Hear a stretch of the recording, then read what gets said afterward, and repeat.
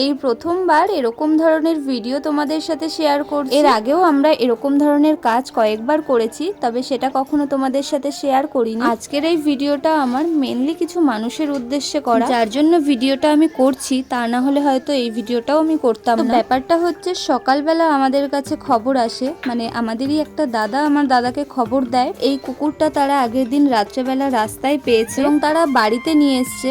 আর কুকুরটার পরিস্থিতি তোমরা নিজেরাই দেখো যে কতটা খারাপ। আমরা যতদূর বুঝতে পারছি যে কুকুরটার প্রচন্ড ঠান্ডা লেগেছে, মানে নাক মুখ সব ফুলে গেছে। কুকুরটা দাঁড়াতে পর্যন্ত পারছে না, মানে ওকে দাঁড় করিয়ে দিল এরকম ভাবে বসে পড়ছে। আমরা যতদূর জানতে পারলাম যে এই কুকুরটা যার, সে এই কুকুরটার এরকম অবস্থা দেখে রাস্তায় ছেড়ে দিয়েছে। তার উদ্দেশ্যে আমার একটা কথাই বলার, আচ্ছা আজকে যদি তোমার পরিবারের কোনো মানুষের এরকম হতো, এরকম অসুস্থ থাকতো, তাকেও কি তুমি এইভাবে বাড়ি থেকে বার করে দিতে? নাকি এটা শুধুমাত্র একটা কুকুর বলে এর সাথে এটা করতে পারে? এরকম ধরনের মানসিকতা যার, সে আর যাই হোক আমার মনে হয় সে মানুষ হতে পারে না। যাই হোক, খবর পেয়ে আমরা কুকুরটাকে নিয়ে আসি এবং নিয়ে এসে আমরা পশু হাসপাতালে প্রথমে নিয়ে যাই। লক্ষ্মী পুজো উপলক্ষে হাসপাতাল বন্ধ থাকার কারণে আমরা আরেক জায়গায় নিয়ে যাই এবং সেখান থেকে আমাদেরকে বলা হয়েছিল যে কুকুরটার এমন পরিস্থিতি, কুকুরটাকে ইমিডিয়েটলি ইনজেকশন স্যালাইন দিতে হবে এবং সেটার জন্য যে টাকাটা দরকার সেই টাকাটা ওই মুহূর্তে আমাদের কাছে ছিল না।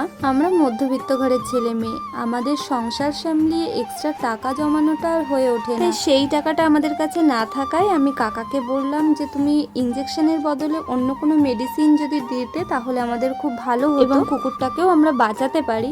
তো ওই কাকা ভীষণ ভালো, আমাদের সব কথা শুনে উনি এই ট্যাবলেটগুলো লিখে দিয়েছিলেন। তো তারপরে মেডিসিনগুলো নিয়ে আমরা বাড়ি আসি এবং এসেই আগে মেডিসিনগুলো খাওয়ানোর ব্যবস্থা করছিলাম। জানি না কতটা সুস্থ করতে পারবো, তবে আমরা আপ্রাণ চেষ্টা করছি ওকে সুস্থ করার। তোমরাও একটু আশীর্বাদ করো যাতে ও তাড়াতাড়ি সুস্থ হয়ে যায়। তো যারা এরকম ধরনের কাজ করে, মানে এরকম অসুস্থ হয়ে গেলে পশুদের বাড়ি থেকে বের করে দেয়, তাদের উদ্দেশ্যে বলছি তোমরা প্লিজ যদি তাদেরকে যত্ন করতে না পারো, ভালোবাসতে না পারো, প্লিজ তোমরা তাদেরকে বাড়িতে নিও না। এরকম অসুস্থ হওয়ার পরে বাড়ির থেকে ছেড়ে দিও না তাদের। আমাদের কষ্ট হলে আমরা মুখে বলতে পারি, ডাক্তারের কাছে যেতে পারি, কিন্তু এরা তো তা করতে পারে না।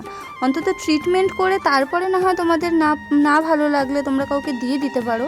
এরকম অনেক মানুষ আছে যে পশুদের ভালোবাসে, কুকুর ভালোবাসে, বিড়াল ভালোবাসে, তো সেরকম মানুষদেরকে দিয়ে দিও, কিন্তু এইভাবে এদেরকে অযত্ন করে বাড়ি থেকে বের করে দিও না। তো তোমাদের কাছে আমার একটাই রিকোয়েস্ট, তোমরা ভিডিওটা প্রচুর পরিমাণে শেয়ার করো যাতে এর মালিকের কাছে গিয়ে ভিডিওটা পৌঁছায়।